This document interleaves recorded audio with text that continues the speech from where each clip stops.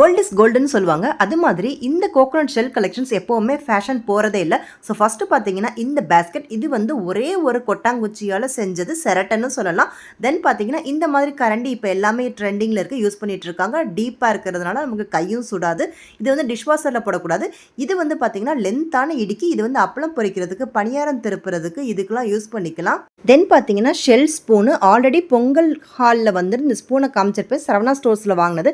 Single spoon பார்த்தீங்கன்னா ₹50. இதில் வந்து நீங்கள் மசாலா கண்டெய்னர் சுகர்லேயும் போட்டு வைக்கலாம். உப்பில் போட்டு வச்சாலும் இந்த ஸ்பூன் கருக்காது. இப்படி ஸ்கூப் வந்து கொஞ்சமாக வளரலாம், நிறையாவும் வளரலாம். இந்த மாதிரி ட்ரையாகவும் அள்ளிக்கலாம். தென் பார்த்தீங்கன்னா முக்கியமானது, இது பார்க்க தேங்காய் மாதிரி இருக்கும். ஆனால் பார்த்தீங்கன்னா இதில் ஜிப் இருக்கிறதுனால இதில் வந்து நம்ம பவுச்சாகவும் யூஸ் பண்ணிக்கலாம். இதில் வந்து நான் கொஞ்சம் சேஞ்சுக்கு இருக்கிற அமௌண்ட்டு, தென் பார்த்தீங்கன்னா காயின்ஸ் இதெல்லாம் போட்டு வச்சுப்பேன். இது நீங்கள் நார்மல் பவுச்சாகவும் யூஸ் பண்ணிக்கலாம். பியூட்டி பிளெண்டர் இதெல்லாம் யூஸ் பண்ணிக்கலாம். ஷோகேஸ் பீஸாகவும் வச்சுக்கலாம். இதுக்கு நிறைய காம்ப்ளிமெண்ட்ஸ் இருக்குது. வீட்டில் காசை ஒழிச்சு வைக்கணும்னு நினச்சிங்கன்னா தேங்காய்